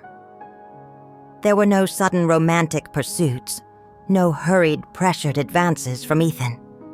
Over time, their conversations became more frequent, but they remained unforced, naturally evolving from professional respect to something more personal. They exchanged industry insights, attended small business forums together, and occasionally grabbed coffee to discuss market trends and professional challenges. Until one evening, Ethan was driving her home after one such casual meeting when he unexpectedly pulled the car to a quiet stop on a tree-lined street. Turning to face her, his expression open and sincere, he spoke, his voice steady and heartfelt. "I don't know." He began, his gaze holding hers. "How you feel about me, or what you might be looking for right now." He paused, choosing his words carefully. "But I want you to know clearly and honestly that I like you, Natalie. And it's not just because of your impressive work, or because you're brilliant and independent, though. Those are qualities I deeply admire. It's because when I'm with you," he confessed, a gentle sincerity in his tone, "it feels like life itself is something truly remarkable, something worth experiencing fully, richly, and honestly." Natalie froze for a second, caught beautifully off guard. She hadn't anticipated this moment, not so soon, not delivered with such directness and sincerity. She sat in a quiet silence within the car, processing his words, weighing their truth and depth. Then finally, softly, she nodded. "I don't know what the future holds for us," she admitted, her voice quiet but clear, meeting his earnest gaze. "But I would genuinely like to find out." For perhaps the very first time in her life, she was entering a potential relationship without fear, without pretense, without hesitation or internal conflict. It felt natural, right, a stark contrast to the complex dance she had performed with Curtis. And to our surprise and deep relief, Ethan very quickly introduced Natalie to his parents. Mr. and Mrs. Parker were everything Curtis's family was not. Gracious, intelligent, warm, and genuinely welcoming. They never pried into personal matters inappropriately, never judged or scrutinized Natalie, measuring her against some arbitrary, self-serving standard. Instead, they treated her with the same respect and consideration they would extend to any capable, accomplished adult. At dinner at their beautiful home, Mrs. Parker personally prepared a small special dessert, just for Natalie, smiling warmly as she presented it. "This," she explained kindly, a gentle affection in her voice, "is the very first time Ethan has ever invited someone home to meet us in this way. I felt I simply had to make sure I did it right, that I made her feel welcome." Later that evening, Ethan's father, a man of quiet strength and keen perception, pulled Thomas aside for a moment and spoke quietly, man to man. "She's remarkable, Thomas," he said genuinely. "Truly remarkable. Smart, poised, and she clearly knows her own mind, possesses a quiet strength. We are truly glad Ethan met someone like her." There was no trace of entitlement in their words, no grasping demands, no implicit pressure for Natalie to submit or conform to their expectations. Just a family that genuinely valued genuine connection, mutual respect, and inherent worth. It was in every conceivable way the polar opposite of the Miller family experience. And for the first time, clearly and undeniably, we could all see it. Natalie was finally in a place where she was safe, where she was seen for who she truly was, where she was cherished, not exploited. But even genuinely good things rarely go completely unnoticed, particularly in the interconnected world of business and social circles. One afternoon, a photo surfaced online, a seemingly candid shot of Natalie and Ethan attending a business event, captured in conversation with Ethan's family members, their prominent family name visible in the background of the shot. It didn't take long for the image to circulate quietly within industry circles, spreading quickly among those who knew the Parker family and recognized Ethan. And soon enough, inevitably, the news reached Curtis. That evening, Natalie stepped out of her office building at the end of the workday, only to find Curtis waiting near the entrance, pacing agitatedly. His face was pale, his expression twisted with a toxic mix of resentment, anger, and disbelief. "So," he spat out, his voice low and burning with accusation, "this is it, huh? this is what you do." He took a threatening step closer, his voice dropping filled with bitter resentment. "You just dumped me, threw away everything we had and ran straight into another man's arms. And not just any man, but him." Natalie didn't flinch, didn't show any fear. She met his gaze directly, her stance firm. "Curtis," she stated calmly, her voice holding no trace of emotion. "Walk away. You have absolutely no right to question me or my choices." His nostrils flared with suppressed rage. "You were planning this all along, weren't you?" He accused, his voice rising, seeking a narrative that justified his own failures. "Were you already with him when you were still pretending to be with me? Were you just using me?" Her voice turned to steel cold and unwavering. "You need to stop," she commanded, her voice laced with clear warning. "I have a restraining order legally filed against you. If you are following me, if you do not leave this area immediately, I will call the police right now, and you will be arrested." Curtis's face twitched involuntarily, his hands clenching tightly at his sides, the threat of legal consequences battling with his escalating rage. He was about to lash out again, perhaps physically or verbally, when another presence quietly stepped forward from the nearby parking lot. Ethan approached his posture calm and collected, his expression unreadable, giving away none of his thoughts, but his mere presence beside Natalie immediately shifted the dynamic, changing the air around them. He moved smoothly to stand beside Natalie, his hand resting gently but firmly on her arm, his voice even yet carrying an undeniable authority. "I don't know who you are," Ethan said, addressing Curtis directly, his voice calm, but leaving no doubt about his seriousness. "But if you take one more step towards her, if you do not remove yourself from this private property immediately, I will be calling the police myself." Curtis blinked, visibly startled. He hadn't noticed Ethan arriving, hadn't anticipated this quiet, protective presence. He certainly hadn't expected such a calm but firm confrontation. "You're the new boyfriend," Curtis sneered, attempting to regain some control by being dismissive. But there was a distinct crack in his bravado, a tremor of fear in his voice. "You think you're somehow better than me. You think your money makes you superior." Ethan didn't rise to the bait, didn't engage with the insecurity driving Curtis's taunt. His voice remained calm, level. "It doesn't matter who I am," he said simply. "What matters," Ethan stated, his gaze steady and unwavering, "is that you understand clearly and without any doubt that she is no longer someone you can control, harass, or hurt. Not ever again." There was no yelling, no dramatic posturing, no physical struggle. Yet the quiet weight of Ethan's words, backed by his calm confidence and readiness to involve law enforcement, suffocated Curtis far more effectively than any physical fight ever could have.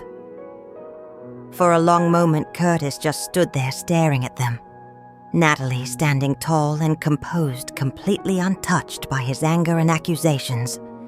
Ethan standing quietly but immovably, beside her, a protective barrier he could not breach. And something inside Curtis finally irrevocably broke. He finally understood, and in the most painful way possible. The woman he had once criticized, belittled, attempted to control, and tried to extort, was now standing in a completely different world, bathed in a light of respect and genuine connection that he could never hope to reach. He didn't even have the right to stand beside her anymore, to claim any part of her life. As Natalie and Ethan calmly turned and walked away, leaving him standing alone, Curtis remained frozen, his face unreadable, a complex storm of rage, regret, and finality warring within him. But the world had moved on without him, and Natalie, finally free, never looked back. After a quiet, peaceful dinner at home, Natalie and I took a leisurely walk along the narrow, familiar path beside the lake, our steps slow and unhurried. The gravel crunched softly beneath our feet with a comforting rhythm, and behind us the tall trees swayed gently in the evening breeze, their long shadows flickering and dancing against the ground as the sun began to set. This place, this lakeside path, was somewhere we used to visit often when she was a little girl. She had loved hopping precariously across the smooth, flat stones scattered near the water's edge, her childish game, making my heart leap into my throat every single time she wobbled precariously on the edge of falling. I would always reach out instinctively, gripping the sleeve of her small jacket, trying desperately to keep her steady, grounded safe. Now her steps were firm, measured, confident. Her gaze was clear, steady, looking out at the world with a newfound calm. "Do you remember?" she asked suddenly, breaking the comfortable silence, her voice soft and reflective. "How I used to run into the water, not caring if I got wet, just to collect the prettiest stones." I smiled, the memory vivid and warm in my mind. "Of course," I said. "You always insisted that each one was unique, that it had its own story, and that you simply had to take them all home and wash them properly, carefully, so they would reveal their true colors." She let out a soft, reminiscent laugh.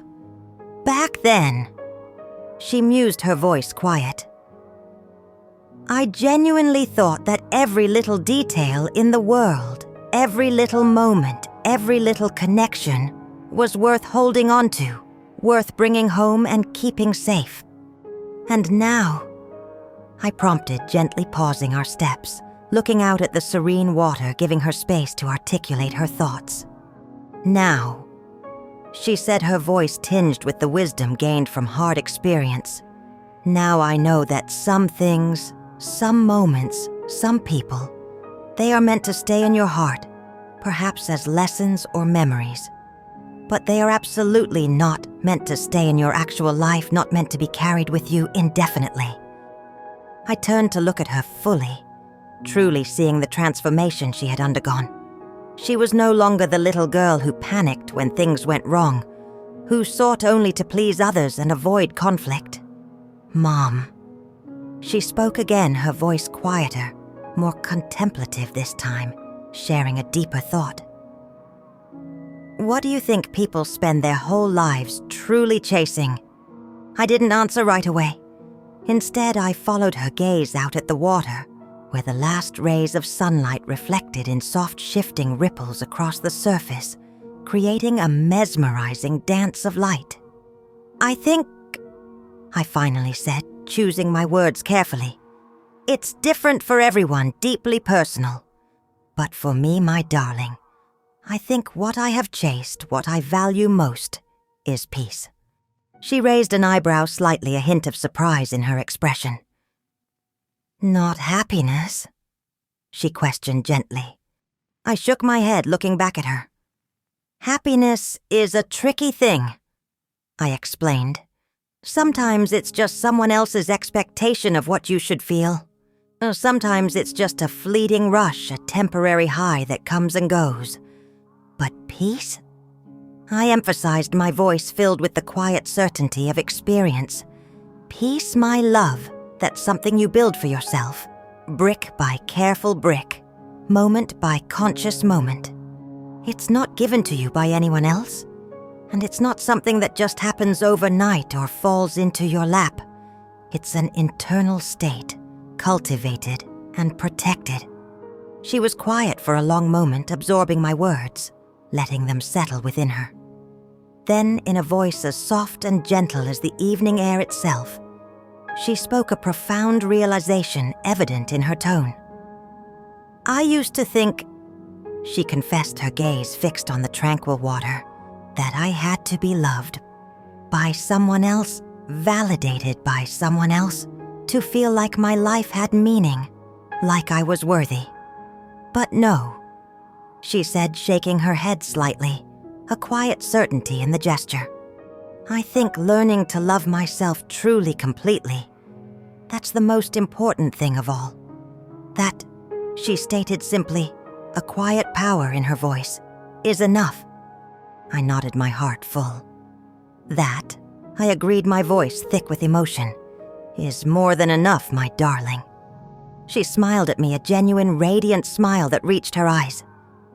You've always known this, haven't you? She asked, acknowledging the silent wisdom I had tried to impart over the years. I didn't answer verbally. I just held her gaze, our connection deep and wordless. And in that moment, I knew with absolute certainty that she didn't need me to shield her from the world anymore, not in the way I had when she was a child. She had learned how to stand tall in the wind, how to listen to the quiet wisdom of the water, how to hear the countless voices of the world, and most importantly, how to decide for herself which ones truly mattered and which ones to let go of.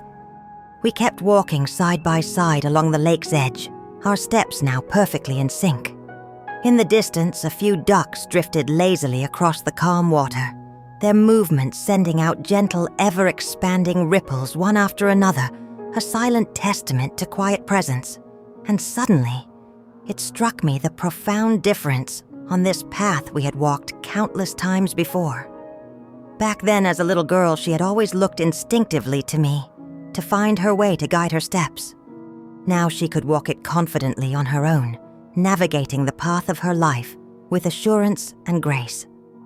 But every now and then, just for a moment, she still chose, freely and lovingly, to reach for her mother's hand. And in its own quiet, perfect way, for both of us that was absolutely enough.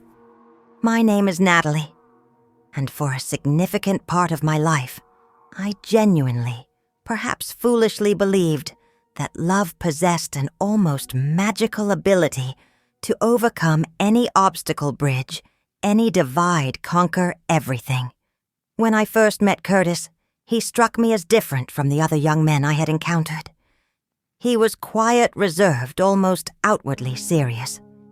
He carried himself with a sense of restraint, a quiet composure that I mistook for depth, for maturity beyond his years. I mistook his apparent frugality for a practical, grounded approach to life, a sign of responsible character.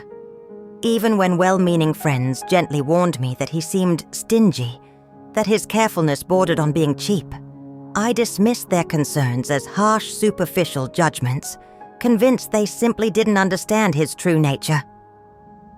The very first time he took me out to dinner, a milestone in any new relationship, it was at a fast food chain, a surprisingly casual choice.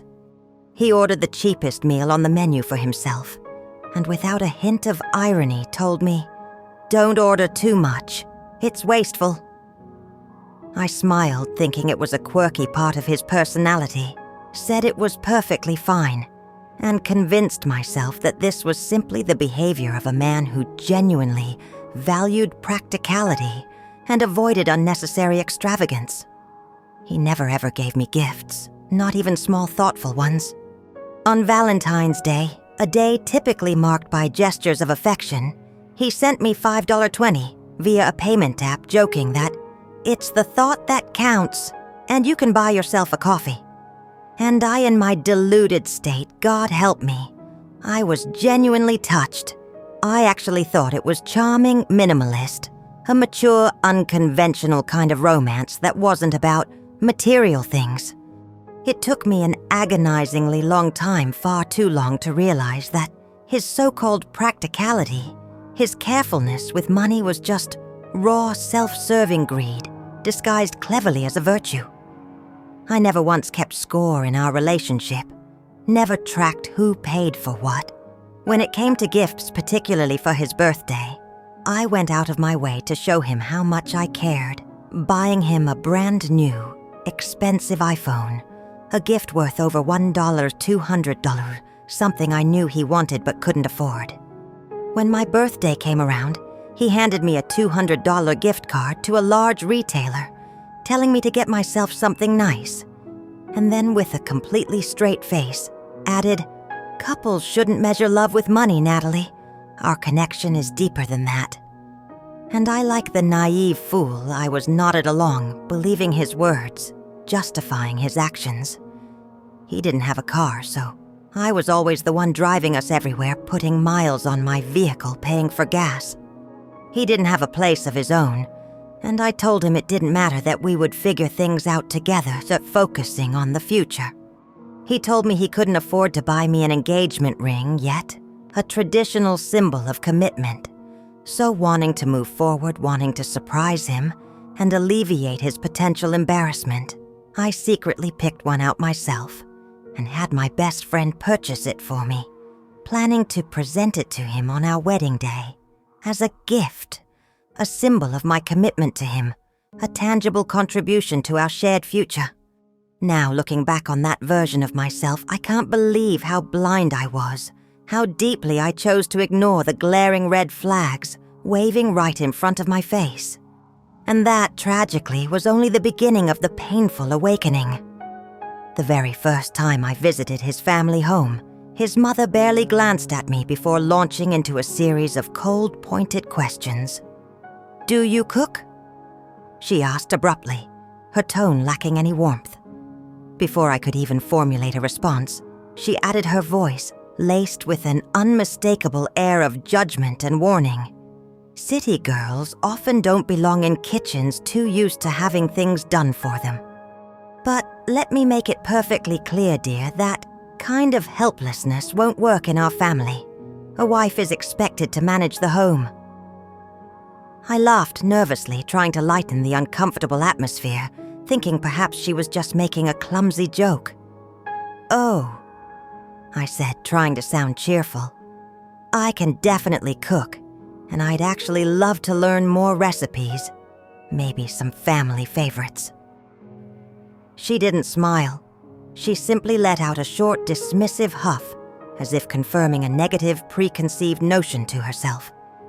In my misguided attempt to be accepted to win their approval, I thought that if I was simply kind enough, sincere enough, accommodating enough, she would eventually warm up to me, would accept me as part of their family. I didn't realize that this initial interaction was merely the beginning of her endless series of tests, criticisms, and attempts to break me down. She mocked my clothes, saying I dressed too flashily, too expensively, not appropriately humble.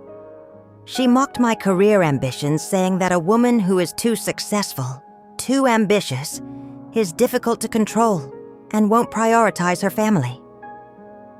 She mocked my personality, saying I wasn't soft enough, not docile enough to be a good submissive wife. And Curtis, the man who claimed to love me, who was supposed to be my partner, he never once defended me. All he ever did every single time his parents launched their verbal attacks was pull me aside afterward and whisper weakly, "That's just how she is, Nat. Don't take it personally. She doesn't mean any harm." At the time, I desperately wanted to believe him, convincing myself that he was simply trying to keep the peace, trying to navigate the difficult dynamic with his overbearing family. Now, with the clarity of distance and painful truth, I realized he wasn't keeping the peace. He was simply a profound coward, unwilling to stand up for me, unwilling to challenge his parents' toxic behavior, effectively siding with them through his inaction. His father was even more blunt in his expectations for my future. "You won't have time for a demanding job once you start having kids," he stated matter-of-factly, dismissing my career aspirations entirely. "No need to waste your energy thinking about a career or professional goals beyond motherhood." It became increasingly terrifyingly clear. They collectively believed that I shouldn't have personal ambitions, shouldn't have my own space, shouldn't even have my own independent opinions or autonomy once I married into their family. And I, in my desperate hope for a different future, God help me, I told myself to endure it, to be patient. I thought, I desperately hoped, things will change. They will soften after we're married. They will see I'm a good person. But the moment that finally snapped me awake from that prolonged, painful delusion was the house. I knew Curtis couldn't afford to buy a home on his salary, and the prospect of starting our married life burdened by significant debt felt daunting. So, in a gesture of love and support, I offered to let my parents gift us a house as a wedding present as part of my dowry, a way to give us a stable start. He didn't hesitate for a second. He accepted immediately, his face lighting up, seemingly thrilled by the prospect of owning a beautiful home. He literally ran to tell his parents the good news, beaming with excitement. And that was the precise moment they fully, completely showed their true, predatory colors. His mother, upon hearing about the gifted house, immediately declared as if it were a fact long established and agreed upon, "We will take the master bedroom, of course. The second largest bedroom will be reserved for Luca, our grandson, and Travis and his family." She added, expanding her claim, "They will move in too. This house is large enough for all of us." I was stunned. I tried to be rational, to talk it through with them, to explain that it was a gift for Curtis and me, our home. She simply laughed in my face, a cold, dismissive sound. "Your mother bought you a big house," she scoffed. "Well, isn't that just lucky for you? But that doesn't mean you get a say in who lives in it. It's a family asset now." And Curtis. The man who had been so excited moments before, he just stood there completely silent, his earlier enthusiasm replaced by a familiar, pathetic passivity. Later, when I finally managed to pull him aside and confront him about his parents' outrageous demands and his silence, all he did was shrug and whisper apologetically, "She's just talking, Nat. That's just how she is. Don't take it so seriously." And that, in that heartbreaking moment, was when I finally truly saw it with devastating clarity. I was never truly meant to be their daughter-in-law, a cherished member of their family. I was a resource, a means to an end. A house, a wallet, a convenient outsider who could provide tangible assets, but would never ever be respected, never be treated as an equal human being. I was a domestic appliance bundled with real estate. And the most utterly absurd, the most infuriating part of it all, after we finally blessedly broke up after I ended the engagement that had become a gilded cage, Curtis had the gall, the sheer lack of self-awareness to spread rumors about me at work, painting me as cold, entitled and materialistic. And then, in a final act of breathtaking pettiness, he sent me that infamous email, the one demanding I repay him for every coffee, every meal, every single miserable ride he had ever paid, for presenting me with a meticulously itemized invoice totaling nearly $3,000. I didn't cry. I didn't get angry in the way he expected. I laughed. I genuinely, hysterically laughed. The same girl who had secretly bought her own engagement ring, who had paid for countless dinners and expenses, who had given thousands to his family, was now being branded publicly as a gold digger, an extortionist. So, I transferred him the full amount immediately, every single penny he demanded. Not because I owed him anything. I knew, and he knew that I had given infinitely more than I had ever received. But because I wanted to shut the door on that painful, humiliating chapter of my life, forever to cut all financial ties and make it clear there was nothing left to demand. And after that, his life, by all accounts, I heard indirectly, began to unravel. He was fired from his job, his reputation tarnished within his industry. His family's name dragged through the mud by their public spectacle at my office took a significant hit. Every resume he sent out, every job application he submitted, was met with silence, with closed doors. People said he looked drained, miserable completely, lost a shadow of the person he once pretended to be. I wouldn't know for sure because by then I had stopped caring, stopped looking, stopped tracking his existence. Sometimes I think about the girl I used to be, the one who silenced herself for the sake of a manufactured peace, who sacrificed her own boundaries and dignity for the illusion of love, who kept convincing herself to endure just a little longer, believing things would magically get better. And yes, it hurts a dull ache in my chest to remember her, to remember the pain she willingly subjected herself to. But more than anything else, I feel a profound, exhilarating sense of freedom. Because now I understand deeply and fundamentally that a real relationship, a healthy connection, is not one person constantly making up for the other's shortcomings, constantly sacrificing their own worth to prop up another's inadequacy. I was never his savior, never his family's financial plan, never a domestic servant in waiting. I walked away from that toxicity, and in doing so I found a life that was infinitely, gloriously better. And him, Curtis. He wasn't destroyed by me. He was devoured by his own suffocating greed, his own crippling selfishness, his own inability to see people as anything more than resources. This, the life I am building for myself now. This quiet strength, this earned peace. This is my quietest, my most dignified revenge. Not screaming, not plotting retaliation, not even holding on to the toxic burden of hatred. Just living a life he can never touch, a life that proves every single day that I was never the one with no options. This time I bow to no one. This time I walk forward only for myself, illuminated by my own light on a path of my own choosing.